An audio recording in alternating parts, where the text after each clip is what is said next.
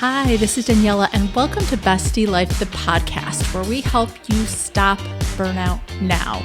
If you're tired of running on empty, juggling all the things, and wondering when your life is supposed to feel better, you're in the right place. This show is your go-to space for real talk and practical strategies to help you protect your energy, create balance, and actually enjoy the life you're working so hard for. You'll get a mix of solo episodes and honest conversations with guests. My goal is to help you feel less alone, more empowered, and way more in control of your time and energy and well-being. So let's get into it. Hi, and welcome back to Bestie Life, the podcast with Daniela. I'm here. Today we're going to get real about something that might surprise you. It's going to be your relationship with self-care. And now I don't just mean whether you do self-care or not. I want to talk about how you feel about it, because here's the thing. You can eat the salad, do the workout, or try and get in 8 hours of sleep. But if your relationship with that part of your life feels like a battle, it's not helping you as much as you think. So we're going to explore each of the areas of self-care: sleep, food, movement, how you dress, your environment, connection, money, those kinds of things, and look at whether you're seeing them as kind of a friend or a foe.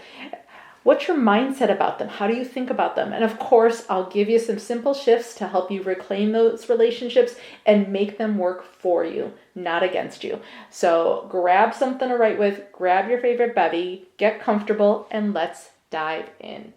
So let's start with this question. When you think about, say, sleep, food, or exercise, what comes up for you? What is that instant thought that pops in your head? Is it guilt, frustration, ugh? Maybe it's a sense of obligation, but that emotional reaction tells you whether or not you're seeing that action, that pillar, as a friend, something that supports you, nourishes you, or a foe, something you're constantly fighting with or feeling really defeated by, or something you want to ignore. And the truth is, most of us learned self-care, unfortunately, through the lens of productivity or punishment. So in that framework, sleep becomes something you earn. Food becomes something you deserve or treat yourself with. Movement becomes something you owe your body after eating, or you have to do.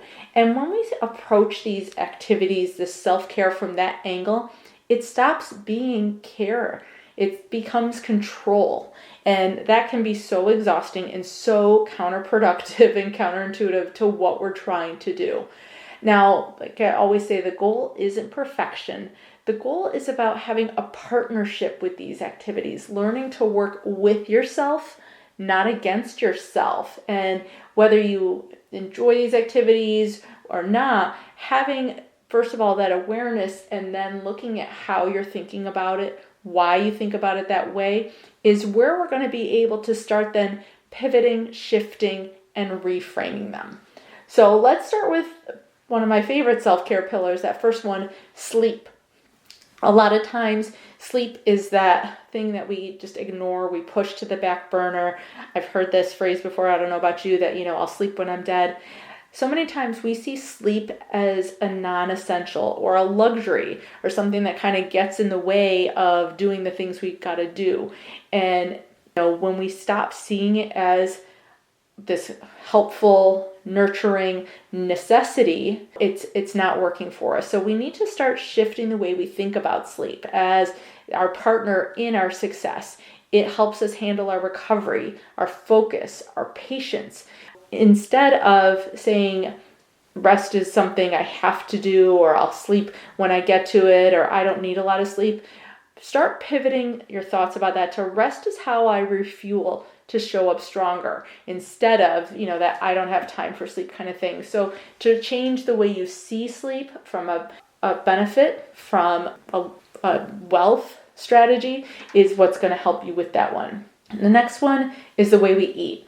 Food is unfortunately one of the most emotionally charged areas of self-care. You think of emotional eating, comfort food. It's that frenemy we love to judge. It can feel good one day and then guilt-inducing the next day. And the thing is, food isn't moral. It has no moral kind of judgment to it. It's just fuel. It can even be joyful. If we start changing not what should I eat, but what would feel nourishing right now, nourish versus should, it has such a different feeling associated with it. And this is part of that mindset shift. We change how we're thinking about it, we're going to feel differently about these activities. And so changing the way we talk about it, the way we view it, is going to change how we feel differently. And that emotional part to food can make so much difference than when it comes to how we approach it, getting rid of that guilt, those types of things. The next one is movement. And again, for so many people, movement has been tied to punishment, or you do it to earn food, like we just talked about. It also can be seen as it's got to be intense exercise, those types of hardcore things. But movement is your body's just way of being alive, of getting around. And so we're looking not necessarily to shrink yourself, but moving more to support yourself. Walking to clear your mind, stretching to shake off tension, dancing just because it's fun. This isn't about you have to get a gym membership to reconnect with your body. You just need a reason to notice that movement in a way that feels good. Think about movement in a different way to, again, change that feeling about it. The way you dress, we talk about, really being a source of that confidence and that energy as a form of self-care. Looking at how you feel about yourself based on the way your clothes feel, the way they make you feel. If you feel uncomfortable, restrained, constricted, versus, maybe you're wearing something super soft, or a color that really kind of highlights your strengths and those kind of things. So instead of saving the quote good clothes for special occasions, wear what makes you feel confident every day. It's not just about having good clothes, it's about having a good feeling in the way that you're dressing each day. And, so when you're trying stuff on, go through your closet. It's not always about going out and getting a whole new wardrobe, but looking at things from not just do they look good, but do I feel like myself in this? How do I feel emotionally, and not just, yep, it's the right size and it fits? Because if the answer is no, if I don't feel like myself in something, even if it's on trend, it might be time to retire it. Looking at your space, how you decorate and organize your home is another one of those pillars. And the thing is, whether you don't have to be Marie Kondo organized, you don't have to purge everything, but your space can definitely be a reflection of your internal state. Like I always say, this is our sanctuary. We end our day at home.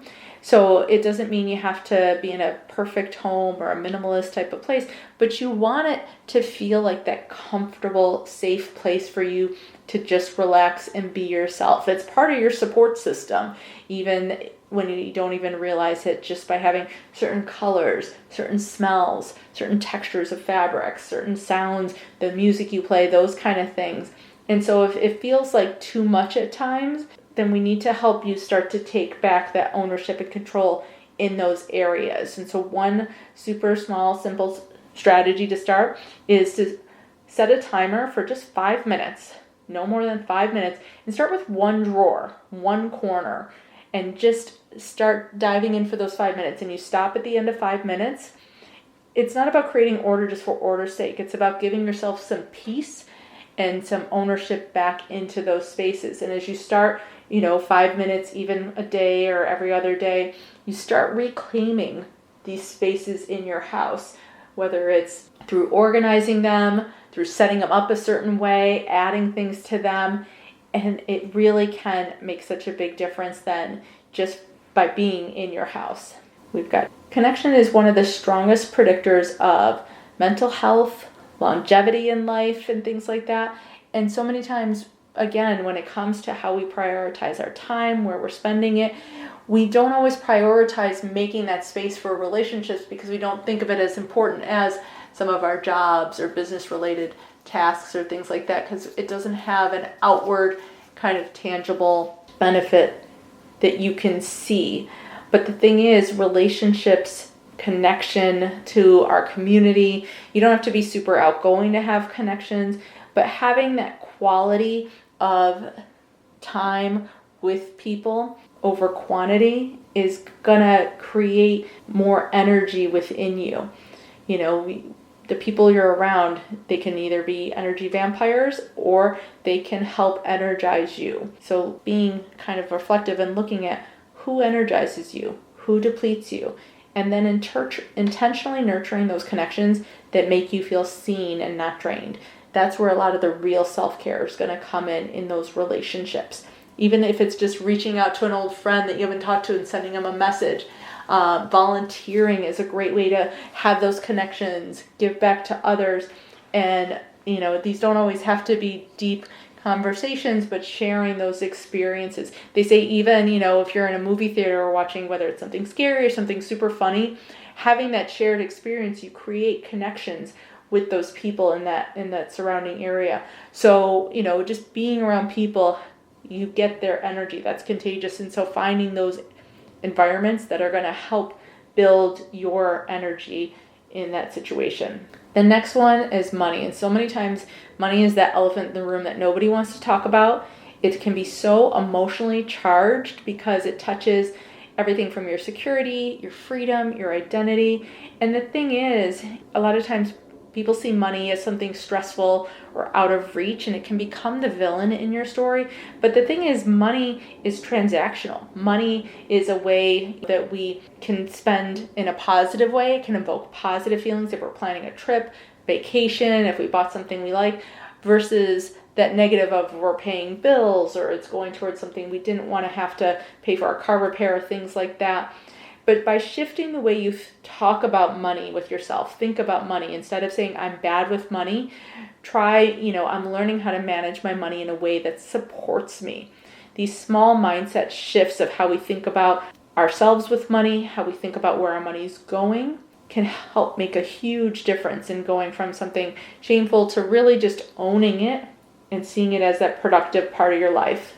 The last one, that personal development pieces, mindfulness, meditation, journaling, gratitude practices, those kinds of things. Again, they don't always have that outward tangible value when you're practicing them, where someone can't see, oh, you spent 15 minutes doing that. This is the outcome. This is the result. And so sometimes we have some guilt associated with doing them. We have a hard time carving out that space and prioritizing them, even though these are some of the ones that need almost the least amount of time. You can do them in as simple as 30 seconds, 1 minute, those types of things. But again, if we don't see the inherent value in them, if we're not changing the mindset shift and conversation we have when it comes to prioritizing them, it's going to be harder to tap into the benefits from them. And so whether you just pick one practice or you do a couple of practices to really kind of start to change the conversation when it comes to why you're doing it, telling yourself ahead of time what the benefit is, whether it's going to lower my cortisol level, it's going to lower my heart rate, it's going to help me see things from a more positive perspective, so that that intangibility of it isn't the obstacle anymore. It's not what gets in the way. So as we talk about the 8 different pillars of self-care, some simple mindset shifts in each of them, here's the real big takeaway for all of them that I want you to kind of get. It's that the way you feel about self-care in general is going to affect how well it works. If you approach any of these areas from a place of guilt or frustration or just kind of doing them because you feel like you should or you have to, or just to check them off your to-do list, your nervous system is going to stay in that defense mode. You're going to not necessarily feel the benefits and get even more frustrated from taking the time. But when you start to shift into compassion and curiosity and intentionality, you start to activate growth. You create safety in doing them. You create meaning in doing them. And that's where the real change starts to happen. When you kind of use self-care as a partnership with your day-to-day life, with your success, with your productivity, instead of something you have to do, you stop kind of chasing balance and you really just start living it. Balance isn't something you have to go out and find. It's what you create. I did an episode on this. So definitely, if you want to find out more about that, finding and creating that balance for yourself rather than kind of chasing it and just looking for it, check that episode out. But in general, here's an easy reflection I want you to take away from this episode and do. Pick one area, just one, that maybe feels like a struggle right now. Maybe it's sleep. Maybe it's money. And I want you to ask yourself, whether you write down the answer or do it in your head, how do I talk about this area of my life? What are the things I say? You don't even realize some of the times what you're saying until it's spilling out. You might not realize you always say, I don't have money for that. I can't afford that. That, kind of mindset might be something that you don't even realize was ingrained in you, and you're still living it, even if that might not be true. And if this area were a person, would I feel like I treat it like a friend or like an enemy, like someone that I don't want around? And then the last part is looking at what's one small way you could rebuild trust with this area this week. Whether it's, like I said, I'll continue to use money as an example, checking your account balance on a regular basis to get more comfortable with it, coming up with a plan and a strategy so that you feel like it's not just something that happens to you, but that's happening for you, with you, that you're in control of, rechanging how that narrative is going.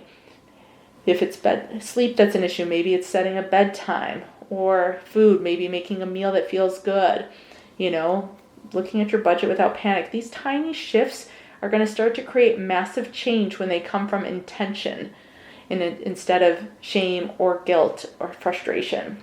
So here's your challenge.